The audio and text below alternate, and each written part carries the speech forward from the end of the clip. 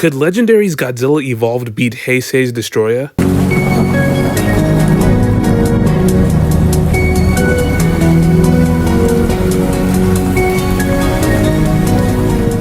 Heisei is said to have some of the strongest Godzilla villains of all time. And that's where we introduce Destoroyah, a mutated crustacean that possesses immense strength, durability, and hacks. And Destoroyah is basically a walking oxygen destroyer. Now let's move on to his size. He stands at 393 feet tall, of course in his perfect form, and he weighs 80,000 metric tons. His wingspan is 688 feet wide. This means evolved Godzilla is going to be facing one large foe. Now to his powers. He has micro-oxygen, which he uses to disintegrate life forms into nothingness. He can also shoot a concentrated version of this attack like a beam. His laser horn katana was seen to slice through Heisei's indestructible flesh like butter. He also has a healing factor comparable to MonsterVerse's Ghidorah. Whenever he takes a significant amount of damage, he splits into tiny versions of himself and comes back together, healing his original wound. He also has an oxygen destroyer cannon in his chest. Now moving on to evolved Godzilla. He stands in at 393 feet tall. He weighs at least 90,000 tons, or at least he did. He went on a cut, so I'm not sure how much he weighs now. Looks like MonsterVerse Godzilla is overall larger than Destoroyah, but not by a significant margin, and size doesn't really matter in Godzilla's universe. He possesses a nuclear pulse, new atomic breath that's said to hold 20 times the amount of energy as his base form. He's also a lot quicker and more agile than he used to be.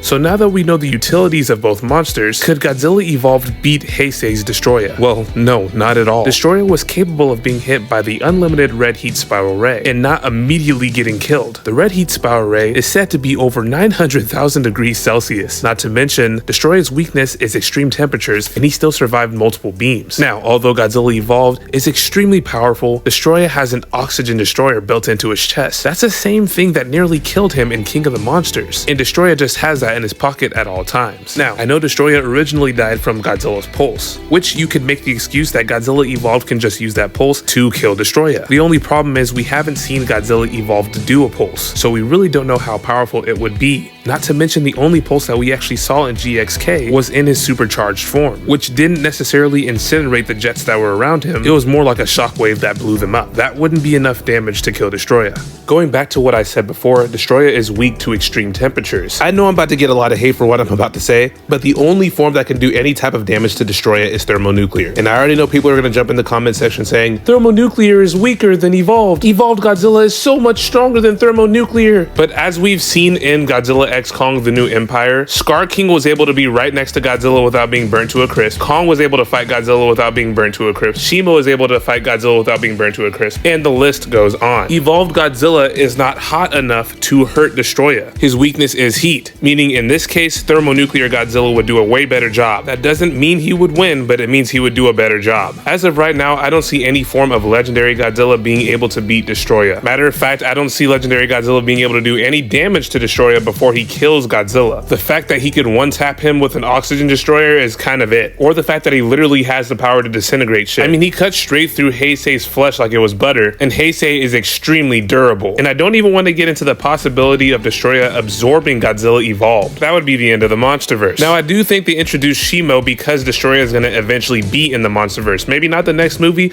but further down the line. As of right now, we need Godzilla and Kong to get more forms before Destoroyah shows up. And who knows, maybe Legendary might not even bring Destoroyah in. Maybe they might make their own villain, which they're pretty good at anyway. Either way, as of right now, Legendary Godzilla cannot touch Heisei's Destoroyah. What do you guys think of my analysis? Comment down below. And shout out to all the channel members. You guys know I can't do it without you. And if you like the content, come follow my Instagram, talk to me there. Love you guys. I'll talk to you guys later.